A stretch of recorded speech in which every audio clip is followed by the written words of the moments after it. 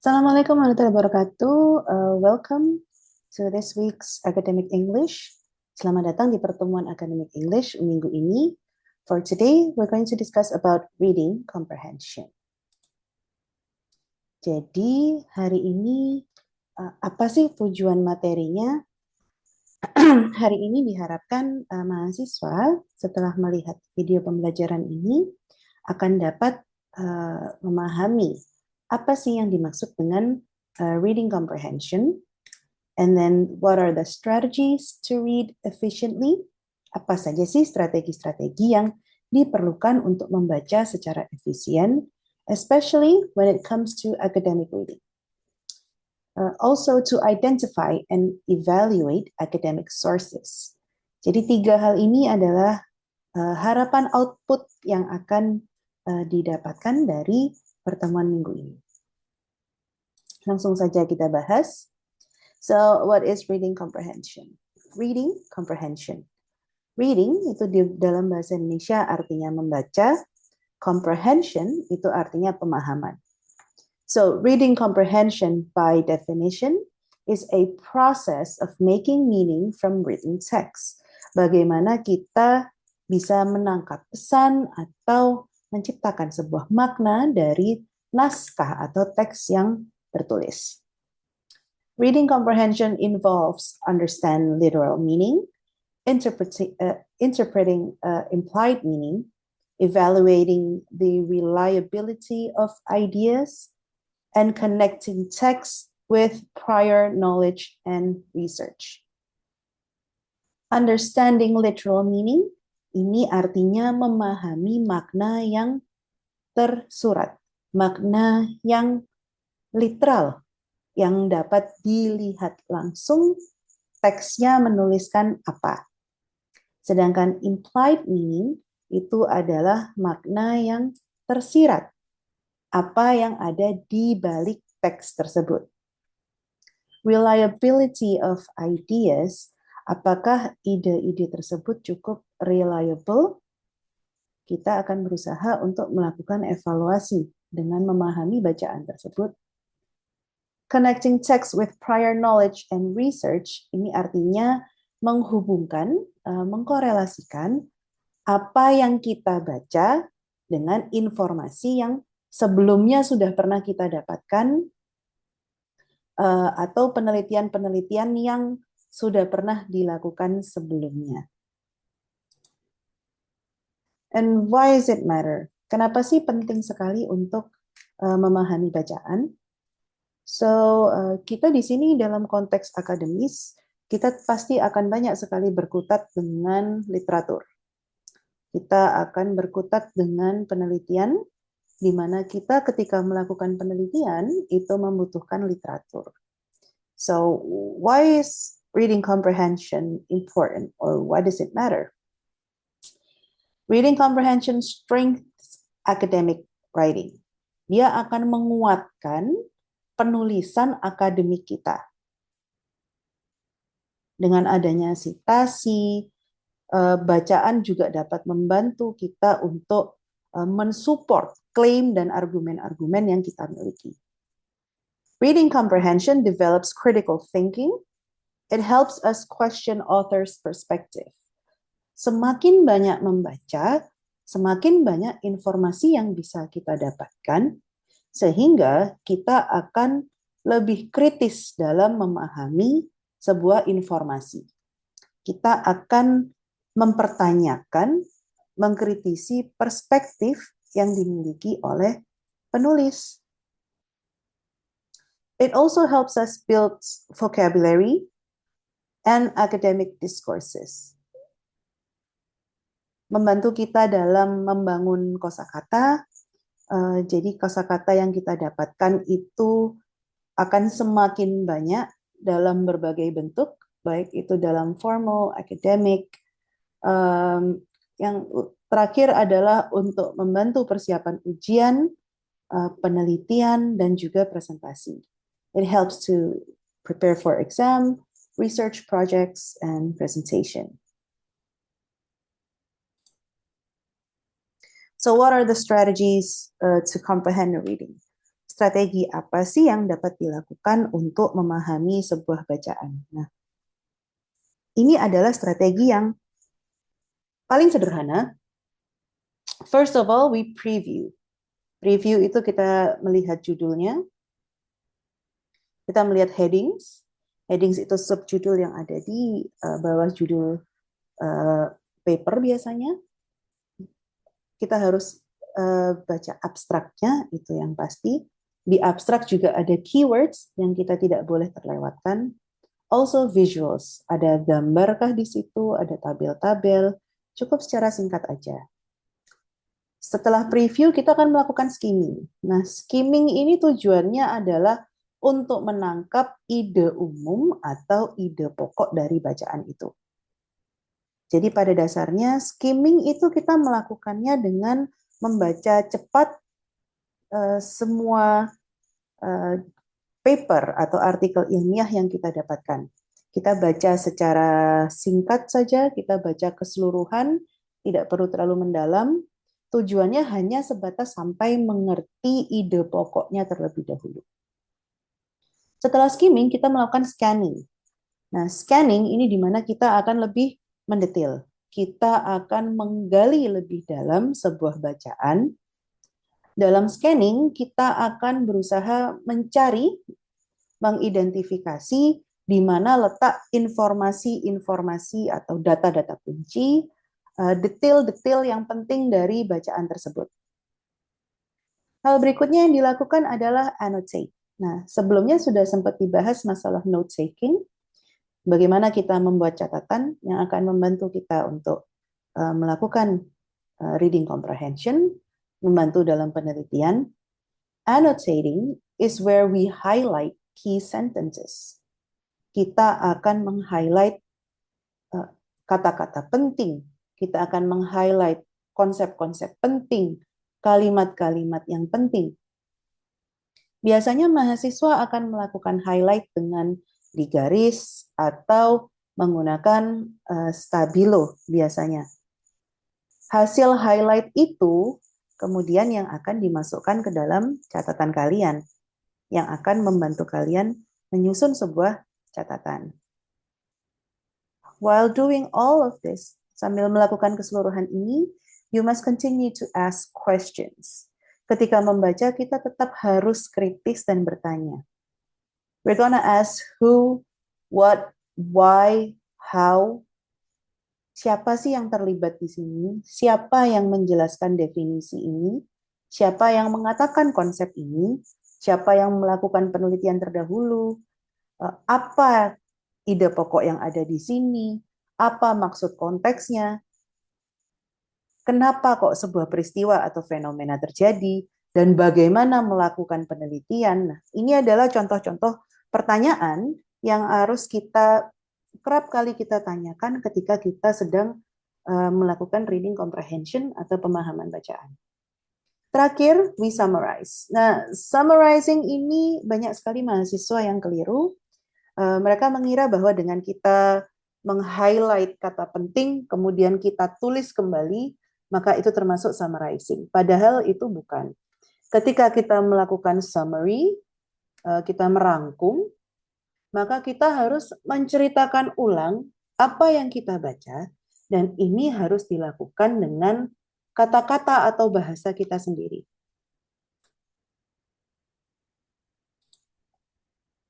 So, levels of comprehension, tingkatan pemahaman bacaan. Ada level literal, inferential, and critical.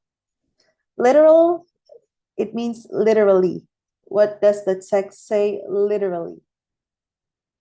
Naskahnya itu menuliskan apa yang tertulis dengan sangat gamblang di dalam paper tersebut.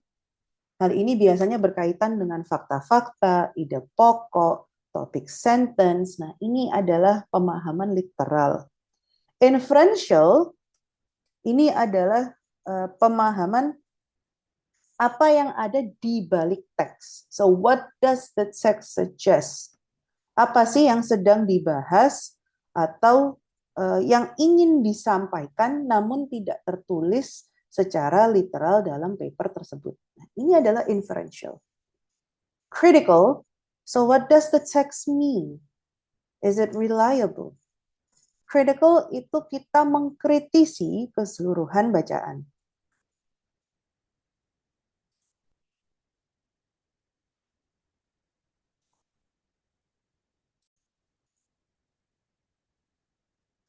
So, critical thinking ini juga membahas mengenai apakah informasi yang kalian barusan baca itu cukup reliable, apakah cukup sesuai untuk kalian gunakan, entah sebagai bahan, bahan penelitian terdahulu, sebagai bacaan untuk memahami sebuah materi perkuliahan, atau bacaan yang digunakan untuk membantu penelitian kalian. So let's do a short practice. Di sini ada satu paragraf. Saya akan minta tolong kalian untuk membaca sejenak. Lalu akan kita lakukan sedikit latihan comprehension strategy.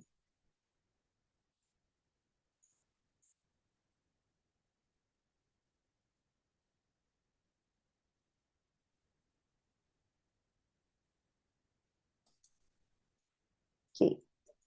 So how we do this practice? Ingat tadi kita membahas bahwa terdapat 3 level pemahaman atau 3 levels of comprehension. There's literal, inferential, and critical. Apa yang bisa kita lakukan di sini adalah latihan untuk menguji pemahaman baik secara literal, inferential, dan juga critical. Nah, ada pertanyaan yang akan membantu kalian di sini. So for the literal comprehension, what are the 2 main benefits and risk of using social media for learning mentioned in the text? Untuk yang inferential, why might misinformation on social media be especially dangerous for students? Terakhir adalah pertanyaan critical. So how can students ensure that the information they read on social media is credible? Akan saya beri waktu lagi sejenak, atau silakan di pause saja untuk mencoba menjawab pertanyaan dengan menggunakan paragraf yang tersedia di sebelahnya.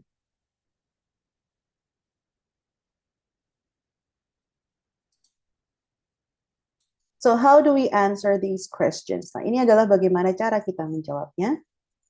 So when it comes to literal questions, pertanyaan yang literal, what are the 2 main benefits and risks of using social media for learning mentioned in the text? Literal questions, jawabannya akan ada di dalam bacaan itu sendiri. Jadi kalian tidak perlu menganalisa, kalian harus mencari jawabannya yang ada di teks. Karena ini literal. Jadi benar-benar teksnya mengatakan apa, itu yang kalian tuliskan sebagai jawaban. And in the text, it says the benefits are quick updates and diverse perspective, while the risk is exposure to misinformation. Untuk inferential question, ingat inferential itu adalah sesuatu yang tersirat dari bacaan. Why might misinformation on social media be especially dangerous for students? Because students may use false information in their studies, which can lead to misunderstanding topics, producing weak arguments in essay, or spreading misinformation further. Bagaimana cara kita menjawab inferential questions? Kita akan membaca ulang artikel atau paragraf tersebut, lalu kita berusaha memahami dan menjabarkan ulang dengan menambahkan sedikit informasi dari pemahaman kita akan apa yang ingin disampaikan dalam bacaan tersebut. Di bacaan tersebut membahas mengenai misinformation. Jadi kira-kira apa saja sih yang yang merupakan dampak dari misinformasi di sosial media? What about critical questions? So how can students ensure that the information they read on social media is credible? The answer is by cross-checking with academic sources, applying the CRAAP test, currency, relevance, authority, accuracy, purpose, and verifying through reliable websites, journals, or textbook. Critical questions ini bisa dijawab kalau kalian sudah memahami bacaan secara menyeluruh. Ketika kalian sudah bisa menangkap pesan literal dan pesan inferential, baru Anda bisa menjawab critical question. So how do we find the right sources? Gimana cara kita menemukan sumber data yang tepat? So these are preferred sources. Ini adalah sumber-sumber yang sangat dianjurkan dalam konteks akademik. Yang pertama adalah peer-reviewed journals, textbook from academic publishers, and then websites. It has to be .edu, .org, or .gov. Ketika kalian melakukan penelitian, sangat dilarang sekali untuk menggunakan blog ataupun vlog sebagai referensi kalian. Hal itu hanya bisa digunakan jika blog atau vlog tersebut atau video itu adalah objek penelitian kalian. Tapi mereka tidak bisa dijadikan sumber terkait dengan teori, metodologi, latar belakang, tidak bisa. Yang bisa hanya jurnal, paper ilmiah, jurnal yang sudah terpublikasi, dan juga biasanya adalah laporan. Nah, laporan-laporan itu biasanya ada di website-website EDU, Organization, and Government. How do we evaluate our sources? Gimana cara kita memastikan bahwa sumber kita itu valid atau bisa digunakan? Ada yang namanya CRAAP test terkait dengan CRAAP are currency, relevance, authority, accuracy, and purpose. Nah, currency ini adalah tingkat kebaruan. Apakah paper yang kalian ambil itu update? Update itu adalah maksimal jaraknya 5 tahun dari tahun kalian melakukan penelitian. Jadi kalau kalian melakukan penelitian di 2025, maka jurnalnya maksimal adalah dari 2020. Tidak boleh menggunakan dari 2019 ke belakang. Relevance. Does the journal directly address your topic? Apakah jurnal tersebut berkaitan dengan atau membahas mengenai topik yang sedang Anda teliti? Authority, is the author credible? Apakah penulisnya ini kredibel? Apakah dia seorang akademisi? Apakah dia seorang profesor? Seorang doktor? Seorang praktisi? Ini harus jelas juga. Accuracy, apakah data yang terdapat dalam paper tersebut atau paper tersebut apakah dia mencantumkan bukti? Apa dia mencantumkan data? Apakah dia juga mencantumkan sitasi-sitasi dengan tepat? Nah, ini yang sering sekali mahasiswa miss terkait dengan sitasi. Purpose, kita harus mencari tahu juga artikel ilmiah ini apakah dia tujuannya informatif atau persuasif. Nah, kalau persuasif ini biasanya cenderung untuk papernya cenderung untuk bersifat sedikit lebih bias. So here's an example of CRAAP test analysis. Jadi ini adalah contoh tes CRAAP. Judul artikel jurnalnya adalah Impact of Social Media on Student Academic Performance. The source is Journal of Educational Technology. Ada volumenya, ada nomornya, serta ada halamannya. The author is Dr. Maria Gonzalez, Professor of Educational Psychology, University of Madrid. Kita akan bahas satu persatu, so let's talk about the currency atau kebaruannya. It was published in 2023, so it was very, very recent. The topic is up to date. 2023 jaraknya tidak terlalu jauh dari tahun ini, sehingga dia bisa dibilang baru. Topiknya juga masih cukup baru atau masih banyak yang membahas. relevance. Nah, apakah paper ini berkaitan dengan jurusan dari siswa? Yes, di sini tertulis related to the student's major. Kalau untuk ilmu komunikasi, terlepas dia dari jurnal psikologi, but it discuss about new media, so it is related. And it is suitable for higher education.